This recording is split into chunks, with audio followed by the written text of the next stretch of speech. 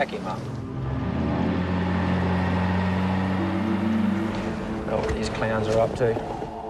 What seemed like a simple traffic violation in a one-way street Hey boys, what's going on? was an encounter that would be critical in securing the convictions of men whose desperation meant they were capable of anything.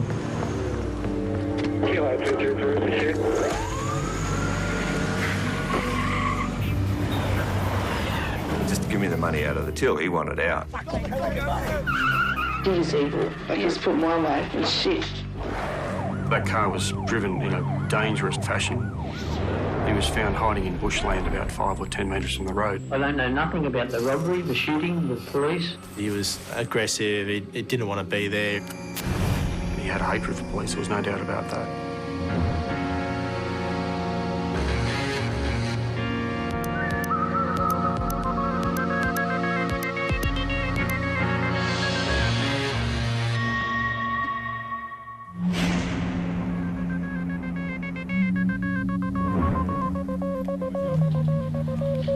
Armed robberies on small businesses have become such commonplace, they rarely make it to the evening news.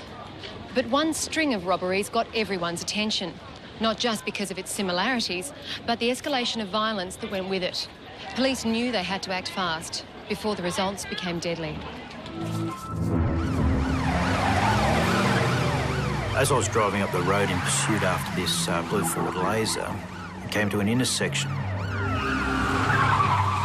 The blue Ford Laser slowed up dramatically to about 10 to 20 kilometres an hour. I thought this was strange in the middle of a pursuit, and it was at that point that I noticed a passenger lean out of the window with a sawn-off rifle. I then accelerated as harsh as I could to get behind the offending vehicle out of the line of sight.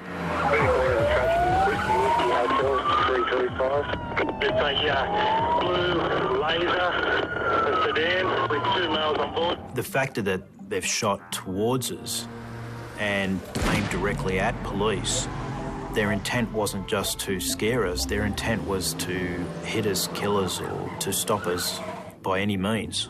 Fortunately, it was a quiet Easter Monday morning where there was very few vehicles and pedestrians on the road at the time. We've continued pursuing after him through a number of local roads. Again, the passengers leant out the window and taken a shot at us. Yeah, the vehicle's fired another shot at us. Shot, copy that. This has angered me personally, threatening my life, so we've continued the pursuit, and it's that point in time where we were terminated by the Duty Operations Inspector at Police Radio. Terminate, 223 from the door, terminate. 23, copy that. 223.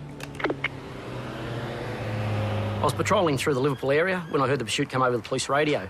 And being in the dog squad, it's a fantastic job for the dogs. Obviously, it's a chase of a car, so the offenders run away, the dogs should be there to catch them. Memo for all cars, so keep a lookout for a blue Laser sedan. I believe there's 2 males on board. Was just involved in a pursuit with shots fired. Decided approach with caution. Eventually, I found the car, dumped in a side street, and looked to me when I pulled up, nobody was in the car.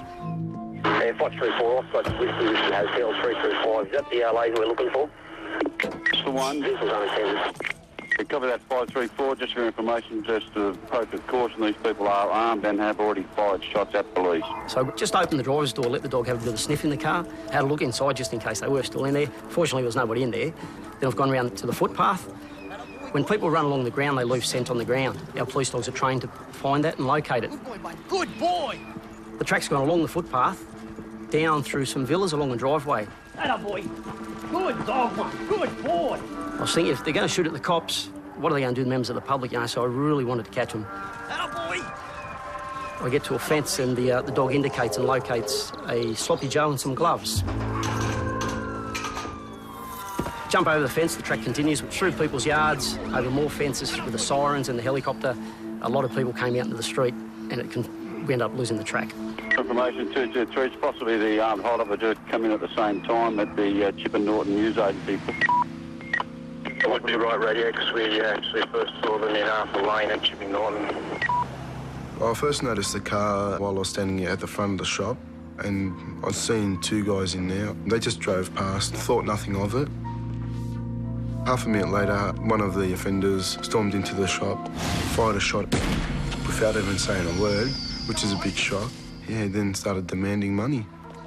First couple of seconds, you don't know what to do, but then all those things come back to you, like how to act and make sure you listen to him, all the sensible things to do, and to come out of it alive, yeah. I opened up the till, grabbed the notes out, he asked for the coins, yeah, the fucking coins as well. And just don't do anything drastic, like fucking give me the money. You know, that's all it was all about. You know, just very aggressive. And then he asked for the safe keys, just had the gun pointed at me at all times, so I couldn't get away with nothing. Passed him the bag, said, all right, get down on your knees, make sure you don't follow me. If you do, I'll fucking kill you. And then when I heard the door sliding open, ran down to the front, pressed the alarm bell. Before you know it, the cops were actually there in like 2 minutes, so a pretty quick response time, I suppose, around the area, yeah. Initially, the young fellow believed the gunman fired upwards towards the ceiling. So myself and a fellow detective positioned the young fellow behind the counter where he was standing and got him to show us where the gunman was standing at that time. When we had a line of sight on it, we saw that directly behind him was a cigarette cabinet. Decided then to follow that line of sight and see if a projectile may have passed closer to the young fellow than what he originally thought. I looked at the cigarette display and I found a hole had gone through the plastic display for the cigarettes, and I found a .22 calibre fired cartridge casing next to the cash register. This is good evidence because it can be matched by ballistics to a firearm. Getting these guys off the streets was a matter of urgency, as the likelihood of more robberies occurring was high. The willingness of them to fire upon the police shows that they're fairly desperate. But at this early stage, unfortunately, no one had any idea who these offenders may have been. Shots were fired during a robbery this morning in a suburban news agency. No one was hit, but desperate gang members opened fire on police during their escape. The stolen car was found abandoned in Cabramatta, just a kilometre from where police had called off their pursuit. Moments earlier, a highway patrol officer was fired on. Police used polaire and tracker dogs in the search, but tonight the men are still on the run. As a witness had identified the same blue laser leaving the Chipping Norton robbery, police hoped the car would contain some indication of who the offenders were. The driver's external door lock had been tampered with and the ignition barrel had been removed, allowing the offenders to start the car and steal it. On the driver's seat, I found a business card for a tattoo parlour. On the floor, I found a Milko wrapper and numerous cigarette butts, which would probably yield good DNA. And the best part was on the passenger's front seat. It was a .22 calibre Remington cartridge, and that was also bagged along with the other items and submitted for analysis. The owner of the vehicle said that she doesn't smoke and that people that she has in the vehicle don't smoke. So obviously the cigarette butts became extremely important to us and gave us hope that they may yield something down the track. They're also able to tell us that they don't visit tattoo parlours as such, so we were able to establish that these items were left behind by the offenders. 223 in pursuit of blue Ford Laser. It was decided then that we would try and retrace the route that the offenders have taken, especially in light of the police officers having been fired upon, to try and locate any spent casings that may have been ejected from the firearm and may possibly have landed on the roadway. Looking for evidence there is much like looking for a needle in a haystack. But this day I was lucky and located a .22 calibre fired cartridge case. The head stamp was the same manufacturer, Remington, as that the one I located in the newsagents. And it was the same manufacturer as the cartridge that was found in the stolen car. In essence, you've got three scenes matched up by the cartridge or a cartridge case. The sloppy Joe and gloves found near the abandoned car were another potential source of DNA, but without a suspect, they couldn't be linked. Then, only 2 days later, another news agency was hit. I was working out in the back room, and when the door closes, it makes this noise, and I thought, why is the door closing? And I looked out and I could see the masked man and the rifle, and I thought to myself, we're in a bit of trouble here. My sister was working at the front counter, so I was coming out to protect her as well.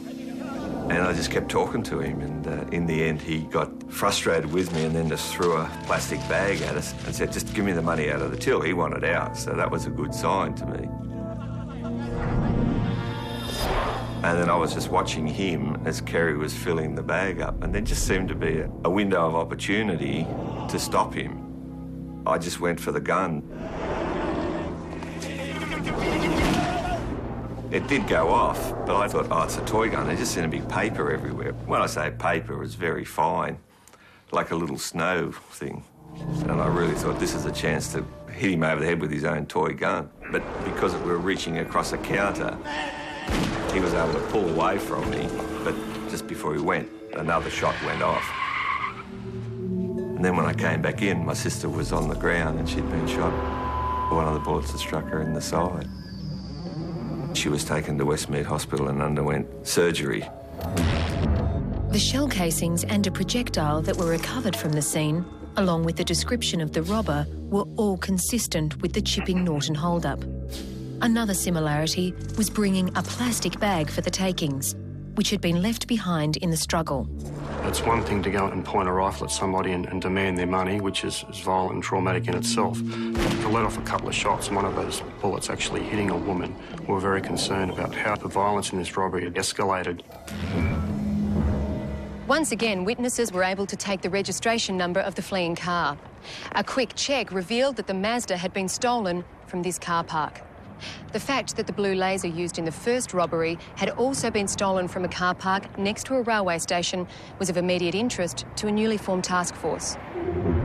There was a big problem at that stage that there was robberies out of control in the Cabramatta and Fairfield area. There was probably 50 robberies a week. There was a big drug problem, especially in Cabramatta, and they go hand in hand, so therefore people needed money, so there was a lot of street robberies and soft target robberies. Because the cars were stolen from railway station car parks and they weren't too far from where the robberies took place, it seemed a pattern was emerging that the robber was catching a train to the railway station and stealing a car whilst there and using the cars in the robberies. Later that night, the Mazda used in the Sefton robbery was found burnt out in a nearby park, only a few kilometres from where the robbery had occurred. The lady had been shot, and that had upped the ante in terms of what was occurring. It was making us very concerned that someone was going to be killed. And within a week, the pattern continued. We had a call that there was a robbery at the Fairfield West Cellars. A robber had come in armed with a sawn-off firearm and he'd gone past the meal room where they were having lunch. It's a fucking robbery! Give me all your One of the victims thought it was a joke. It's not a fucking joke, dickhead! Get the fucking money, move He was it! very aggressive, he was swearing at them, and as they were complying with his demands, he actually fired off another shot. 2 sons and a father inside the store were extremely scared by the actions of this individual going in and shooting at them. They were complying with his direction. $700 was handed over to this male with a balaclava. He had told us that he made particular note of these piercing blue eyes staring back at him through the balaclava. The fact that someone had gone in and shot straight away made us think that it was the same person involved with the Sefton robbery and the Chipping Norton robbery. What the shopkeeper next door had seen made them think it was also the same accomplice. But apart from the 22 casings, the only new leads they had were the blue eyes and a maroon car. Police were no closer to finding the offenders who had been terrorising Western Sydney. And it appeared they were becoming more desperate as the frequency of the robberies increased. There was a robbery on a mixed business in North Parramatta when a man ran in with a balaclava, shortened firearm again. A mother and her son were attending the shop at the time. Give me the fucking money! He demanded money and the mother was screaming, take anything, take anything. And as she was doing this, the boy was complying with his demands. His mother tried to drag him out the back of the shop to get away from it, and the robber fired off a shot. The shot went right between Mum and the boy and missed them both by just a few centimetres. Mum actually got out the back of the shop and went out the front and saw a maroon car there with a woman behind the wheel, and she was screaming out, help me, thinking that she may be able to assist her. Help me! Then she has seen the male with the balaclava running out the store and jump into the same car, into the driver's seat, with the girl jumping into the passenger seat. The young fellow then ran out the shop and threw a sticky tape dispenser at the car and hit the car, but it took off. And it was the colour of the car that caught the attention of the task force. We knew that a maroon car of that basic description was used in the Fairfield robbery. Therefore, we were of the belief that it was one of the same offenders. The only thing different in this robbery that we could pick up was he didn't bring his own plastic bag with him this time. When he demanded money off the young boy, he actually said, use one of your own bags. And on this occasion, there was a woman involved. Whilst we thought that was unusual, the MO of that robbery and the other robberies was so strikingly similar, we're still quite confident it was the same robber. We thought with the woman being involved in this robbery, it could become a Bonnie and Clyde type scenario. Within 48 hours, the maroon car had been found. But as with the Sefton robbery, it had been set alight. Now, while that wasn't good news for us forensically, we did a download of the CCTV cameras at Yennora railway station. We actually found the time the car pulled up at the railway station. We saw a young woman get out of the car. A short time later, that car was burnt, and then we see a man coming up the railway station steps following the woman. It was late at night. There was no other persons on the platform other than these two people. The footage we obtained only showed the back of this man. The girl, though, we could see the front on. That footage showed this girl wearing a distinctive Nike jacket. And they were seen later on in the footage meet up together on the platform. We slowed the footage down and circulated those snippets to all police in New South Wales, hoping that someone out there would be able to identify her. While they didn't have a name, it seemed certain she was involved when they learnt about a petrol station heist the following night. On this occasion, a girl had gone in asking to break some change. The robber ran in, again with a sawn-off rifle. He brought his own bag with him, demanded money from the console operator, then fired off a shot. This robbery was consistent with all the other robberies apart from the fact he didn't wear a balaclava this time. He wore a plastic bag over his head.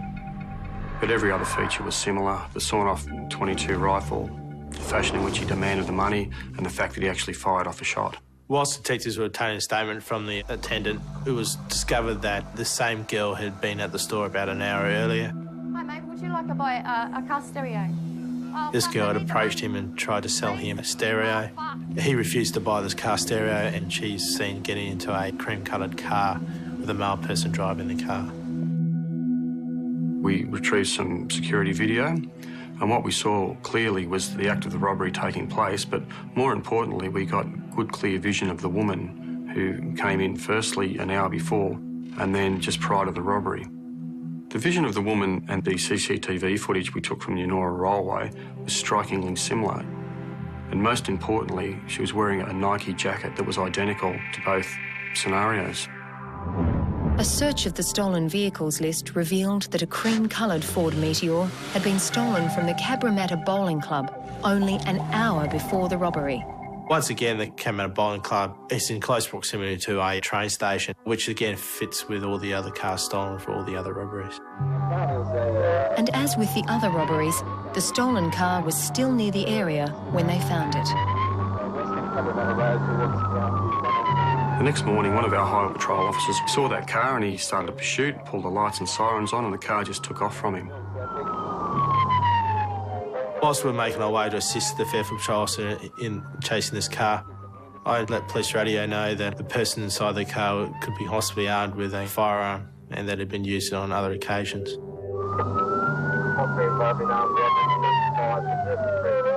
The pursuit with this car was dangerous. At one stage, almost collided with a pedestrian crossing their road.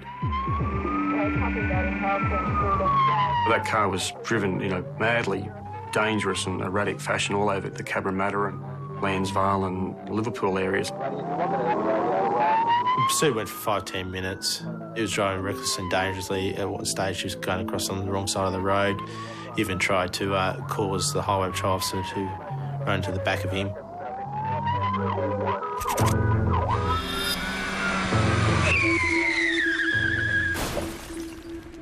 At the end of the chase, he then crashed on a major road in Sydney. Get out of the car! Get your hands up and get out of the car!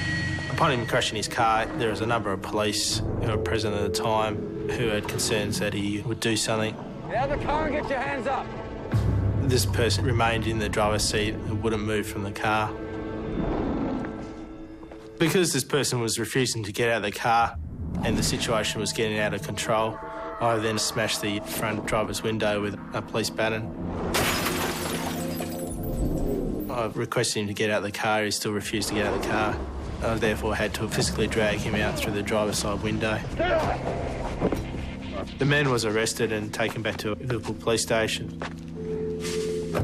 He was identified as Stephen Hooper. After a dangerous pursuit through the streets of Western Sydney, Stephen Hooper had been arrested. The prime consideration was trying to link him to the AM Petroleum robbery the night before. He was in a car that was stolen from Cabramatta Bowling Club just before the robbery. The manner in which he drove indicated that he certainly had more to worry about than a stolen car, and the fact that he could have killed someone during that pursuit led us to believe that he was probably involved in not only the AM Petroleum robbery, but the robberies that we've been investigating all over Western Sydney. Detective Malone and I are making inquiries in relation to this stolen Ford Meteor cream-coloured sedan. What can you tell me about that matter? Nothing to say about it. Do you agree that police arrested you today at around 10:45am this morning? Say so, yeah. What can you tell me about the circumstances that led to your arrest? I don't wish to say anything about it. Okay, fine. He was aggressive, he didn't want to be there, he didn't even want to talk to us. He was just arrogant. His demeanour towards police was... he had a hatred for police, there was no doubt about that. What can you tell me about this armed robbery that occurred last night? I don't wish to answer. Did you commit the armed robbery? I don't wish to answer. Hooper was a 32-year-old man who had an extensive criminal history. In the past 7 years, he'd only been out of jail for 13 months during that whole period. However, he'd never had a robbery conviction on his record. We asked him questions in relation to the Sefton armed robbery and what his movements were. Would you be able to tell me where you were on Monday the 23rd of April? I couldn't tell you because I'm fucking drug fucked. I can't remember what I've done fucking 10 minutes ago for at least fucking 3 weeks, 2 weeks, whatever. Stephen Hooper had these strikingly blue eyes. The main thing that came out of the Fairfield West robbery was that the robber had these very, very blue eyes. He was also fairly heavily tattooed. It drew us back to the original offence that happened at Chipping Norton. Give me all your fucking money! Located in that car was a tattoo business card. So again, it just provided a further link to us. What is your current address? No fixed address. Okay. Where was the last address that you lived at? Mum's. Right. What's your mother's address? Cabramatta. Very importantly, we found that he was living at his mother's house only 50 metres from the AM Petroleum robbery, only about 300 metres from where the car used in the Chipping Norton robbery was dumped, about 300 or 400 metres from where the car used in the Sefton robbery was dumped. So we were quietly confident we were on the right track. A decision not to interview Hooper in relation to the Chipping Norton News Agency robbery was made so that we didn't give away too much of the game. Are you prepared to participate in identification parade? No, I don't wish to say anything in relation to any of these fucking things. You know what I mean? As you know, there's no fucking stick-ups or fucking firearms on my record, so why should I be interrogated over? Because I've been caught in a car that fucking I didn't even steal or whatever. At that stage, we had 2 highway patrol officers who actually saw the faces of the men involved in the Chipping Norton robbery. However, we were unable to show them a photo of a suspect. The way it works is legislation says we have to actually offer these people an identification parade. So it was rather frustrating that we thought we had at least one of the offenders, but we couldn't show the police officers his face because otherwise it would contaminate all the evidence. Under the provisions of the Forensic Procedures Act, I wish to obtain a buccal swab, which is a swab of your saliva from inside your mouth, which basically, in common terms, is a sample of your DNA. Do you understand that? I just want to clarify, do you consent to getting the buccal swab? Just for the record, could you? Yes. Thank you.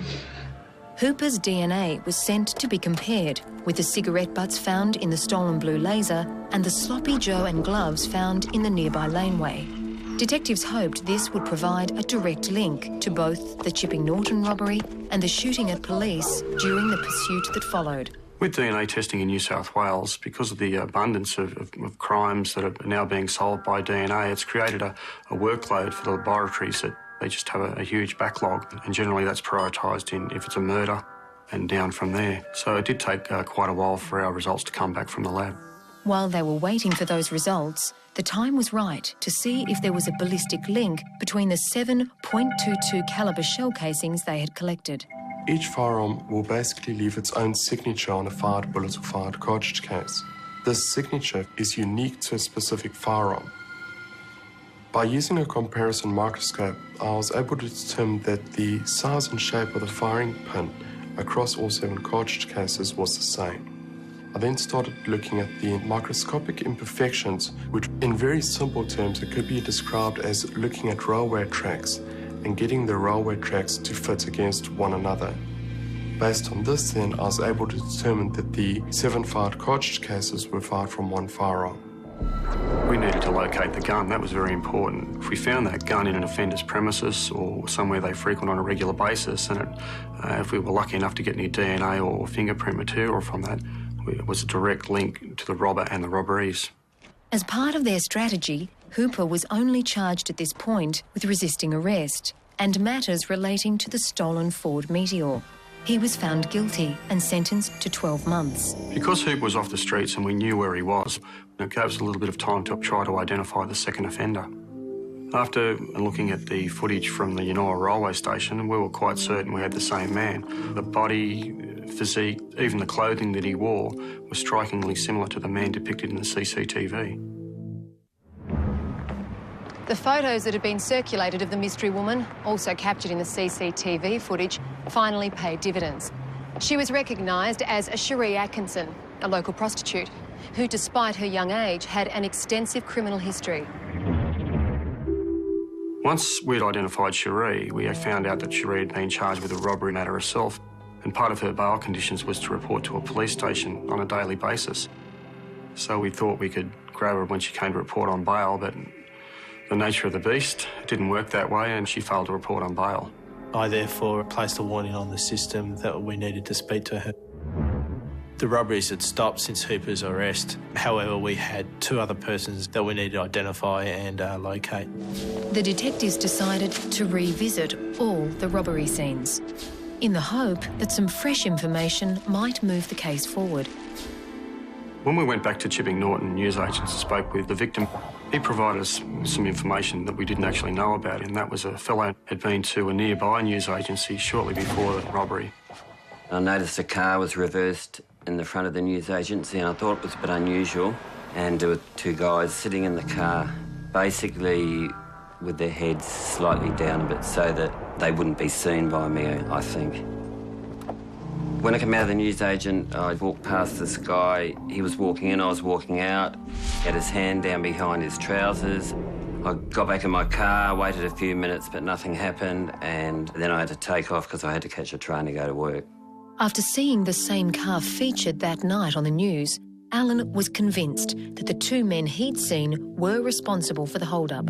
These 2 guys, to me, were about 5'6", 5'7", Australian, nasty-looking characters, and they wore tracksuits. They looked like drug addicts, up to no good. Mr Francis informed us that should he be able to see these persons again, he would be able to identify them. And the likelihood that Stephen Hooper was one of them was gathering more momentum. We got the results back from the lab, and Stephen Hooper's DNA was found in the finger of a glove and on the Sloppy Joe that were both found not far from the stolen car that was used in the Chipping Norton robbery. However, we couldn't definitively link the DNA in the Sloppy Joe and the glove back to the car. So whilst it was a good piece of evidence, it wasn't a definitive piece of evidence. That definitive evidence they were hoping for was the DNA results from the cigarette butts. And while they were consistent with being those of Stephen Hooper, they weren't conclusive enough to rule out belonging to other male relatives. But the detectives did get some good news. Cherie Atkinson had just been arrested for shoplifting. When we put it to Cherie that we were aware of her involvement in the AIM Petroleum robbery, she saw the writing on the wall, and she knew that she was either going to be implicated in the robbery itself or that she could come over to the forces of good and assist us. And she made the wise decision and assisted us. Wasn't it bad then? I was spending $1,000 habit. And back then you didn't care about what they did or where they got the money from, you know. It was just money, it was just drugs, a hole in your arm, do you know what I mean? Yeah. Both her and Hooper had a heavy drug habit that was up to $1,000 a day. Hooper would go out and get some money. He would then return and they would go and buy drugs. And this was a daily occurrence. Once Cherie agreed to assist us, she had no problems in confirming that was her depicted in the footage in the AIM Petroleum robbery. However, what she did say is she was unaware that Stephen was going to commit a robbery. Oh, fuck, are you crazy or something? She wasn't aware that that was going to happen until she saw him running in with the gun and the plastic bag over his head. That's why she ran out the store. I had no idea that he was going to do it. Like, my intention was to sell a CD player. And then I went in there, and he just ran in there, shot the gun, and I was feared for my life. So as soon as you fired it, you're out of there, are you? Yeah. I didn't know what to do, so I run around and go hide, you know, as I thought, if I run, he'll just chase me, kill me. We were reasonably sure that Cherie was involved in some way in the mixed business robbery at North Parramatta. When we actually put that to her, though, she denied any knowledge of that. No. Don't know anything about that? No. However, the Fairfield robbery sounded familiar and she thought it was her boyfriend, Stephen Hooper. How do you reckon you know that it's Stephen who was involved in this robbery? Well, I wouldn't be 100% sure, but yeah, like, it sounds like him, you know what I mean? When we questioned Cherie further, she disclosed to us that she'd seen Hooper with a shortened rifle in the past. We forgot a lot of money or something, like a couple of hundred or something like that. And I said, how'd you get that? And I said, just don't worry, and blah, blah, blah. Again, the shots are shut up. Stop rinsing and bitching. When we looked at the footage at Yanoa railway station, Cherie was quite upfront in that and she confirmed that that was herself depicted in the CCTV. And this is the steps at Yanoa railway station. We can only see a back view of this man. Yeah, it's really good, isn't it? You're pretty lucky, actually. I know. But you can tell what it is, can you? Yeah, see. Okay, how do you know that? Tattoos. Yeah. She identified the tattoo on the back of Hooper's leg. She pointed that out to us. She also pointed out a tattoo on the neck. She said they dumped the stolen car there and Stephen sat at alight and they actually went to meet up with their dealer and buy some cocaine. Cherie was a bit vague when we questioned her in relation to Hooper's friends or accomplices. The only thing she knew was a fellow hanging around who she described as being a skinny guy with freckles. She said his name she thought was Daniel and possibly had a surname Adamson. Everything was coming to place, but we didn't know who this third person was. All we had was a vague name to go on. Someone who was less vague about his name, though, had just come forward. An informant told us it was a fellow named Dennis Adams and he was bragging about the robbery at Chipping Norton, how he was laughing that they'd fired shots at the police and the police car skidded off the road and how he thought it was a great joke.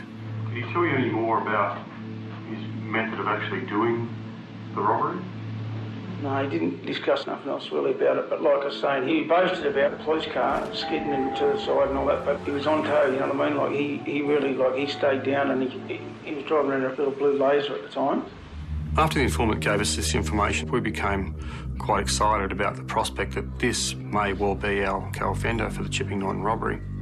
Adams was living in Mount Druitt and the car used in the Chipping Norton robbery was stolen from the Mount Druitt railway station. After the police started pursuing the stolen car in the Chipping Norton robbery, Senior Constable Wilder did a comfit of the offender who shot at them. The comfit looked a lot like Dennis Adams. However, the informant wasn't able to tell police where they could find him. All of their inquiries and an extensive surveillance operation failed to locate Dennis Adams. And this wasn't the only thing holding back the investigation. Stephen Hooper had just escaped from jail. The task force investigating a string of serial robberies was ready to interview their prime suspect, Stephen Hooper. The only problem was they no longer knew where to find him.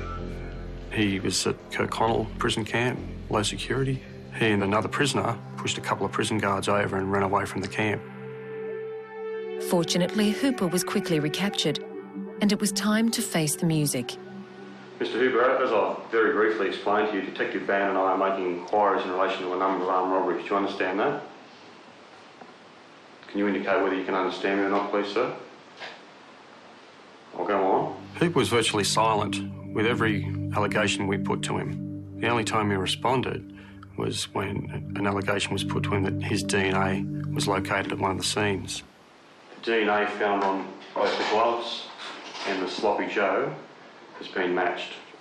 The DNA is the same. It's Stephen Ronald Hooper's DNA. Is there anything you'd like to say about that? I'm not going to say shit, mate. Do you wish to take this opportunity to deny anything that's been put to yourself? I've denied everything. Although Hooper wasn't talking to us, he was hoping that we were going to talk to him so he could glean some indication of the strength of the case that we were building against him. Just like to inform you, Mr Hooper, that in relation to a robbery that occurred at 9:30pm at AM Petroleum on the 3rd of May this year, the robbery on the 2nd of May at Webb's Mixed Business, the robbery on the 30th of April at Fairfield West Cellars, and the robbery at Chipping Norton News Agency on the 16th of April, the same weapon was used in each of those robberies.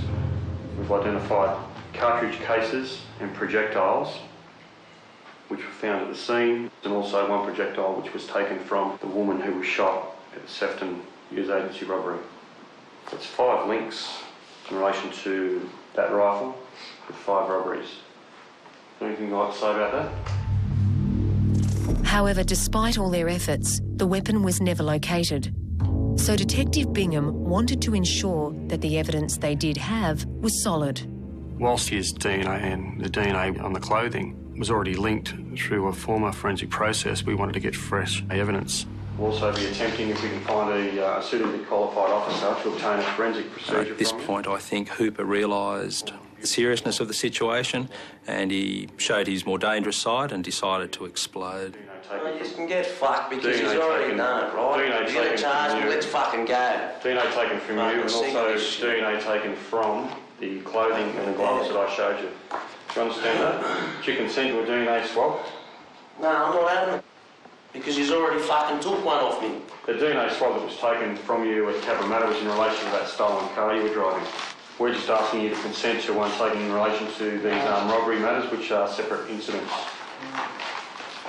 I told you don't consent. We're ready to do the identification of Hooper. We didn't have Adams in our custody, so that was a problem. To strengthen their case against both, a lineup was conducted in the form of a photo board.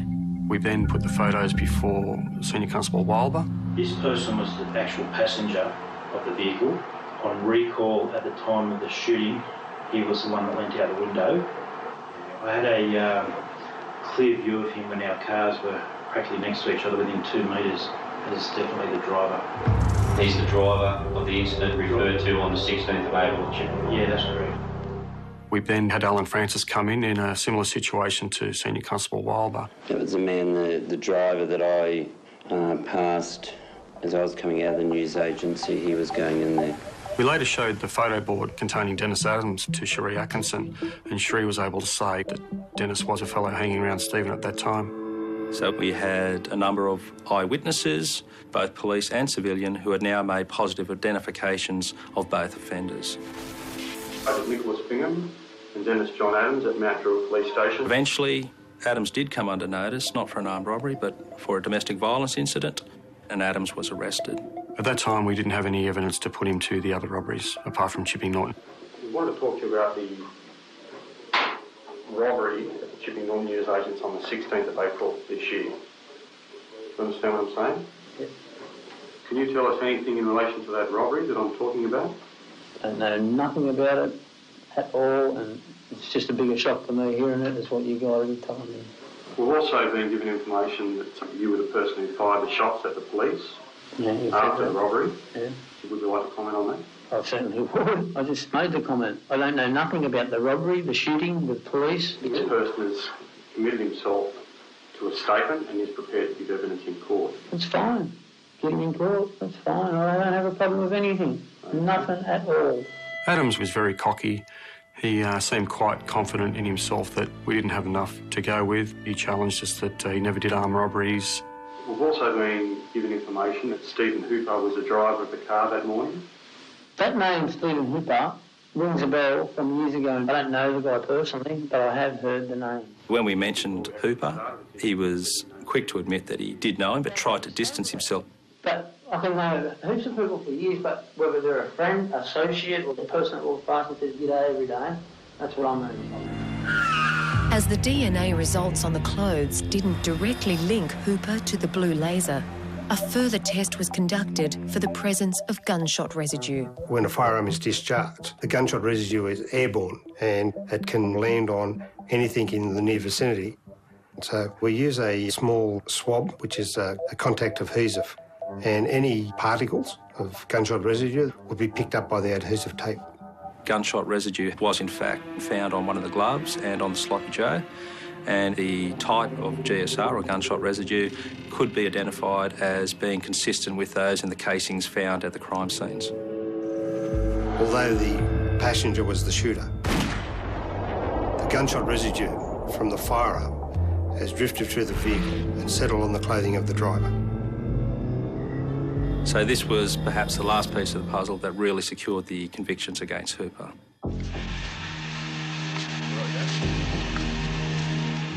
So eventually when Hooper did appear in court, he was able to see what witness is about to come in, and when he realised that Cherie was prepared to go ahead and that she had appeared, I think this may have been the clincher, and he's decided to plea. He decided to enter a plea of guilty to a number of the robberies in lieu of going to trial on all of the robberies, and that plea was accepted by the Crown, and also the victims of the other robberies were quite happy with that as well.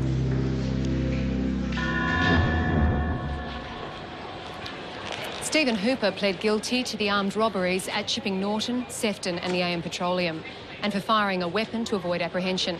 He was sentenced to 16 years in prison and will be eligible for parole in 2014. Adams eventually went to trial on the count of the armed robbery at Chipping Norton and the subsequent shooting at police. Adams was convicted of that and was subsequently imprisoned for 12 years. Armed robbery is one of the most traumatic offences that could happen to a person. There's not one armed robbery victim that I'm aware of in my 21 years in policing that hasn't been quite severely affected and traumatised by it. What this robbery did to me personally, it had a major impact on my health to the stage where I ultimately was diagnosed as suffering from depression. But it doesn't stop me moving on with my life, and I try to eliminate exposure to anything like that. I could never buy another business. I would never do that again. Armed robberies can have a deep impact on people, and if people are out there committing them, we're going to do everything we can to try and put them behind bars where they belong.